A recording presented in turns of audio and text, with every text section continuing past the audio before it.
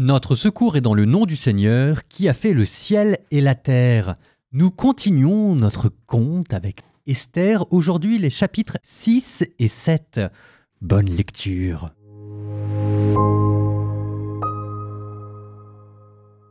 Au banquet de la reine Esther. Le deuxième jour, au cours du banquet, le roi dit encore à Esther : « Quelle est ta demande, ô reine Esther ? Cela te sera accordé. Quelle est ta requête ? Quand ce serait la moitié du royaume, ce sera réalisé. » La reine Esther répondit : « Si j'ai trouvé grâce à tes yeux, ô roi, et s'il plaît au roi, accorde-moi la vie. Voilà ma demande.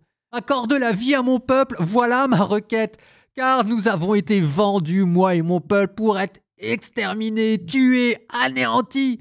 Si nous avions été seulement vendus comme esclaves ou servantes, je me serais tue, car ce mauvais traitement n'aurait pas justifié que l'on dérange le roi. » Le roi Assuérus prit la parole et demanda à la reine Esther : « De qui s'agit-il ? Quel est l'homme qui a osé agir ainsi ?» Esther répondit : « L'adversaire, l'ennemi, c'est Aman, c'est ce misérable. » Devant le roi et la reine, Aman fut terrifié. Plein de fureur, le roi se leva, quitta la salle du banquet pour gagner le jardin du palais, tandis qu'Aman se tenait près de la reine Esther et lui demandait grâce pour sa vie, voyant bien que le roi avait décidé sa perte. Quand le roi revint du jardin du palais dans la salle du banquet, Aman était effondré sur le divan où se trouvait Esther. « Quoi ? dit le roi. Va-t-il encore faire violence à la reine chez moi, dans ma maison ?» Le roi prononça un ordre, et on voilà le visage d'Aman. Harbona, l'un des eunuques, dit devant le roi : « Il y a là justement dans la maison d'Aman une potence de 50 coudées qu'Aman avait fait dresser pour Mardochée, l'homme qui a parlé pour le bien du roi. » Le roi dit : « Qu'on l'y pende !» Et on pendit Aman à la potence qu'il avait fait préparer pour Mardochée, et la fureur du roi s'apaisa. Ce jour-là, le roi Assuérus donna à la reine Esther la maison d'Aman, l'adversaire des Juifs. Mardochée se présenta au roi à qui Esther avait révélé ce qu'il était pour elle. Le roi avait repris son anneau à Aman, il l'ôta de son doigt pour le donner à Mardochée. Esther confia la gestion de la maison d'Aman à Mardochée. De nouveau, Esther vint parler au roi Assuérus. Elle tomba à ses pieds en pleurant. Elle le supplia d'écarter le malheur préparé par Aman et tous les affreux projets qu'il avait formés contre les Juifs. Selon la coutume, le roi tendit à Esther son sceptre d'or. Alors Esther se releva et se tint debout devant lui. Puis elle dit : « S'il plaît au roi et si j'ai trouvé grâce devant lui, si ma prière ne lui paraît pas déplacée, si je suis bien vu à ses yeux, je le supplie de révoquer par de nouvelles lettres celles qu'a envoyées Aman, fils de Hamdata, du pays d'Agag, ces lettres qui a ordonné de faire périr les Juifs dans toutes les provinces du royaume. Comment pourrais-je donc supporter le mal qu'on veut faire à mon peuple ? Comment pourrais-je supporter la mort de toute ma parenté ?» Le roi Assuérus répondit à la reine Esther et au juif Mardochée : « J'ai fait cadeau à Esther de la maison d'Aman, et lui, on l'a pendu à la potence, parce qu'il avait voulu porter la main sur les Juifs. Écrivez donc aux Juifs ce que vous jugerez bon au nom du roi, en cachetant les lettres avec mon anneau. Car une lettre écrite au nom du roi et cachetée avec son anneau ne peut pas être révoquée. » Les scribes royaux furent aussitôt convoqués. C'était le 3e mois, le mois de Shivan, le 23e jour. Sur l'ordre de Mardochée, ils écrivirent aux Juifs, aux satrapes, aux gouverneurs et aux grands officiers des provinces, depuis l'Inde jusqu'à l'Éthiopie, 127 provinces, à chaque province selon son écriture et à chaque peuple selon sa langue, aux Juifs aussi selon leur écriture et selon leur langue. Ces lettres furent rédigées au nom du roi Assuérus et cachetées avec son anneau. Elles furent portées par des courriers montés sur des chevaux des écuries du roi. Par ces lettres, le roi accordait aux Juifs en chaque ville le droit de se rassembler, de mettre leur vie en sécurité et celui d'exterminer, de tuer, de faire périr tous les gens armés des peuples ou des provinces qui voudraient les attaquer, y compris les enfants et les femmes, et celui de piller leurs biens. Cela se ferait le même jour, dans toutes les provinces du roi Assuérus, le 13 du 12e mois qui est Adar. La copie de ce texte qui devait être promulgué comme loi dans chaque province fut communiquée à tous les peuples pour qu'au jour fixé, les Juifs puissent se venger de leurs ennemis. Sur l'ordre du roi, des courriers montés sur des chevaux royaux partirent immédiatement en toute hâte. L'édit fut aussi publié à Suse la citadelle. Mardochée sortit alors de chez le roi, portant un vêtement royal violet et blanc, un grand diadème d'or, un manteau de lin et de pourpre rouge. Toute la ville de Suse criait de joie. Pour les Juifs, ce n'était que lumière et joie, allégresse et gloire. Dans chaque province et chaque ville, là où parvenait l'ordre du roi, son édit pour les Juifs, ce n'était que joie, allégresse, banquet et fête. Parmi les peuples de la terre, beaucoup se firent juifs, car la peur des Juifs les avait saisis.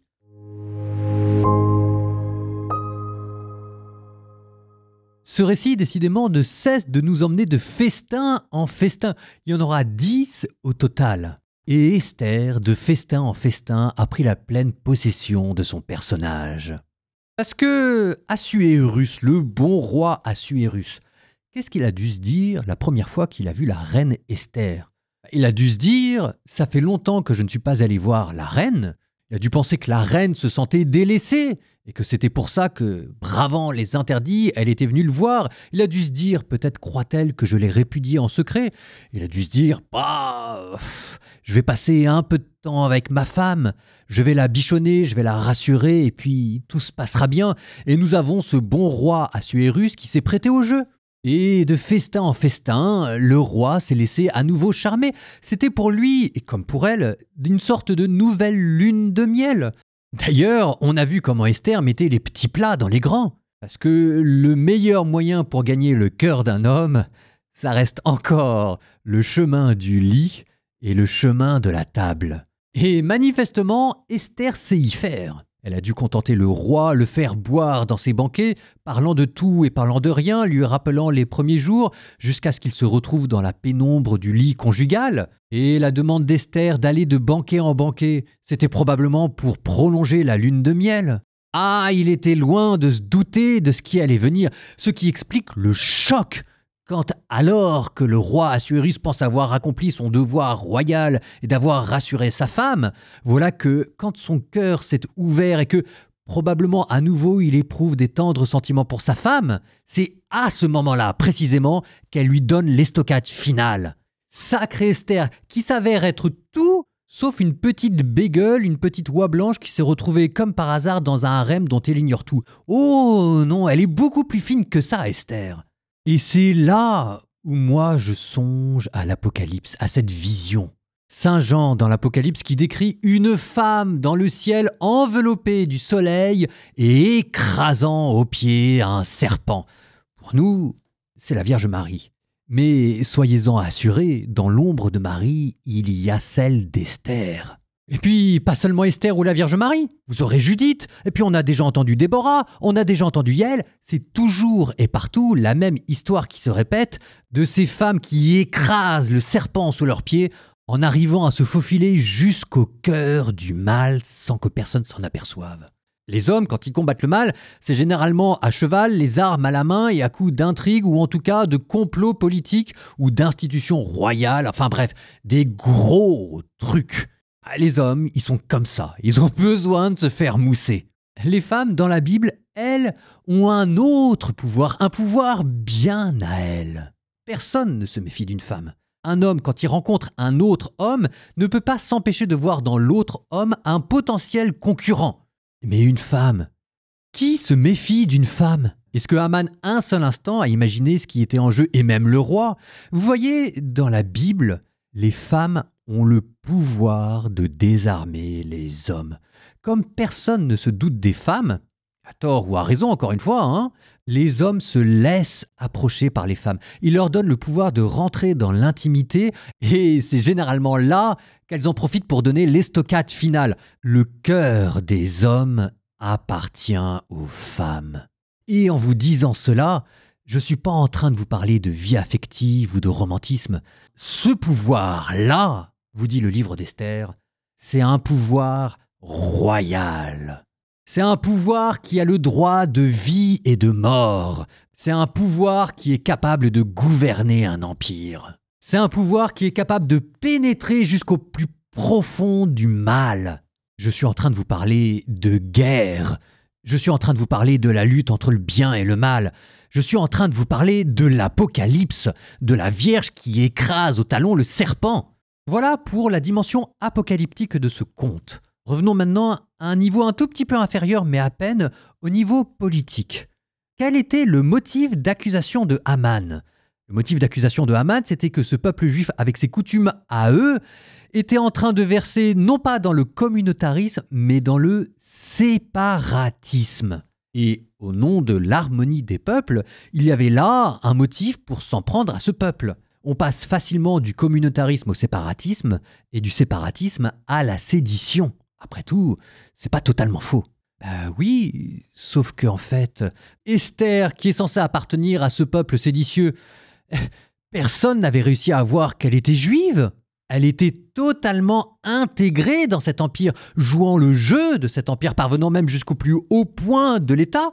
C'est bien la preuve par l'exemple, la plus belle preuve éclatante qu'elle pouvait donner à l'inanité de l'argument de Haman. Ce peuple dont tu dis que par ses coutumes il se sépare des autres pour avoir des velléités séparatistes, voilà que tu t'en es même pas aperçu. Mais non seulement ils servent l'État au plus haut point, mais ils sont même parvenus jusqu'à la royauté et personne non seulement ne s'en est plaint et ne s'en est aperçu. Et pour le bien. Parce que derrière, il n'y avait pas de complot pour prendre le pouvoir. Derrière, c'était Mardochée qui justement avait évité les complots. Peut-être qu'après tout, Dieu n'a pas sauvé Esther parce qu'elle appartenait à la race choisie, mais peut-être parce qu'elle appartenait à un petit peuple exilé qui faisait bien son boulot et qui servait l'Empire. Et c'est là qu'on voit qu'Israël, au sein de cet empire, en servant le bien commun, a retrouvé la vérité de son être. Ah, ils en auront fait du chemin, nos exilés. Avec Ézéchiel, nous étions dans une petite communauté, probablement vivant dans un ghetto exilé près du fleuve Kébar.